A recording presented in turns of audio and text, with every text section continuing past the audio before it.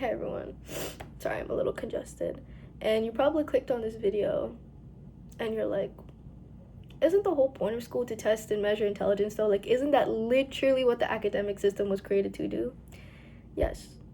Yes, it was. But I'm here to add a different insight to this understanding. People assume that school tests intelligence, and I don't think that's quite complete as an understanding. I think school tests whether and how obedient you can be to fit inside its manufactured system that it's created. I don't think school is an environment that measures intelligence in general or its full capacity. It measures how compatible you are with the system that's been created to quote unquote measure intelligence. Intelligence is also not one facet or one way of thinking or one way of understanding and condensing information. We already know this intuitively. There's many different types of intelligence. There's emotional, social, creative, strategic, intuitive, analytical, list goes on. School hones in on one narrow mode. And it's not like the intelligence that school rewards is fake or unreliable or not important. It's that it's incomplete. It doesn't test or account for the multiple different types of intelligences that were mentioned and their different facets and how they all come together to complement and work together. And yeah, school is incomplete in terms of what type of intelligence it focuses and zones in on. And my theory for why school does this is pretty simple. It's the fact that this one narrow mode of intelligence is the easiest to standardize, measure, and control. Deadlines, rubrics, exams, grades, they all are very clean and clear inputs that correlate to clean and clear outputs. And that is not neutral. It is very administratively creative and convenient, but more so convenient than creative. And yeah, this type of intelligence is the easiest to hone in on to then potentially or aim to create productive members of society. School systems are there to aid the job market, aid higher education in terms of getting the most qualified or perceived as the most qualified of candidates to then add value to the job market. That's literally the whole point. So this one type of intelligence that's the pinpoint of the school system is the easiest to test obedience because that is what the job market needs. That's what certain careers need. They need to know if you can comply to do the job that's expected of you. And that is why I believe school does it in this way, because of how it's connected to different systems and its role as a system overall.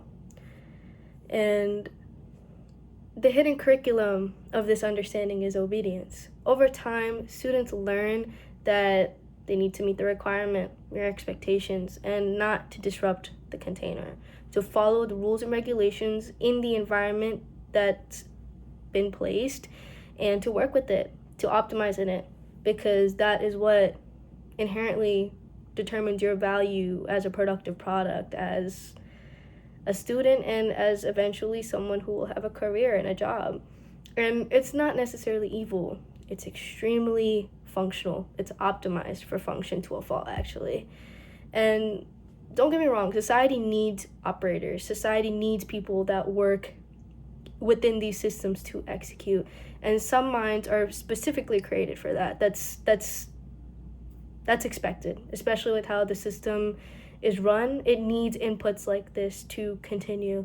So that makes sense. That's how we have engineers, doctors, lawyers, etc. These people are products of this system, and that's a great thing, you know. It doesn't diminish anything, but it just goes to show that one type of intelligence and one mode of intelligence is prioritized more than others.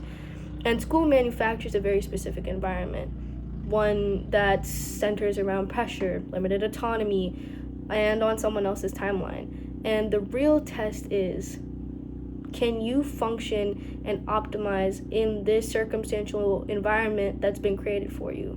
That is literally what school measures and school tests. It's not a measure of, are you intelligent as a human being? Do you possess the smarts to be successful? It's not a measure of that. It's a measure of, can you work in the conditions that we've set for you? Can you succeed within the container and the constraints that we've manufactured for you? That is the essence of what school tests. That's literally that.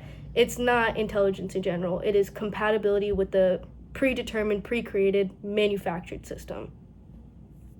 And I find that this is where critical thinking gets weird, because schools like to say that they teach critical thinking. And sometimes they do, sometimes they can't. It's very dependent on institution, certain classes, instructors. But critical thinking requires synthesis, nuance, empathy, context. And when one mode is rewarded, the others will atrophy due to lack of attention or perceived lack of utility. And people are not bad at thinking. They are undertrained to think differently. And this brings up the question, well, what happens to people that don't really fit this mode of thinking? What happens to the outliers? And I believe these people are the ones that take in this system a little differently. They feel the frictions and the gaps earlier, not because they're wrong, but because the system cannot understand their intellect immediately. And because of that, the cause, effect, the trade-off is that they conform, burn out, or quietly get filtered out. And it's not that they fail loudly, it's that they are corroded into invisibility. And I guess a real-world consequence or a real-world example of this is the healthcare system. Great fit for the rewards of and the inputs of this system. Technical mastery is extremely valued and extremely rewarded in healthcare. Relational and contextual intelligence is underdeveloped to some extent, and obviously it could be argued that the healthcare system has done things to mitigate this. There's Casper for medical school entrances, and that's a test that's also included now, and that addresses the problem to an extent, but not in its entirety because of the systemic gaps. But overall, the culture of medicine, as most of us know it, tends to prioritize protocol over the person. And I'm not here to say that technical intelligence doesn't matter. It matters highly, especially to a career in a profession like medicine, especially in high stakes fields. But without the integration of these different types of intelligence, it becomes incomplete, brittle, and honestly not as optimized as it could be. Obedience is all about following instructions correctly. Thinking is about understanding why the system works the way it does. School reliably rewards obedience because follow the rules and reap the results. That's literally the essence of it. And find a way to reap the results. That's that.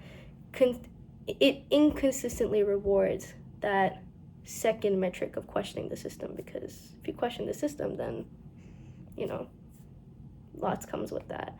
And that doesn't mean the system is broken per se. It is optimized for order and function because the job market needs to run, the economy needs to go. All these professions need people to enter them. And if this is the only way to do it, this is the only way to do it. That's how the system works. That's how it's optimized to work. And after years of this, rules get internalized. People stop asking, does this make sense? Is this coherent? Am I getting the most out of what I can gain? They start asking, how can I succeed here? Even if that means cutting corners, and even if that means neglecting certain types of learning. And that is not stupidity. That is an adaptation to survive the system. And yeah, it can be argued that degrees can signal intelligence, and sometimes that's accurate, but as we've mentioned, intelligence is plural. There's multiple different facets that cultivate and make up what intelligence is, and there are always outliers. And no system is 100% successful, and it can't really, claim to measure a universal trait. So school in itself isn't useless, and intelligence is not fake, or the way in which school measures intelligence is not fake. But school is not a definitive measure of intelligence in all its facets within itself. It does not measure every type of intelligence, thus it cannot correlate to being a measure or a full measure of intelligence. It's a measure of how well you can obey in a system long enough to produce legible outcomes and reap the result of it. That's it.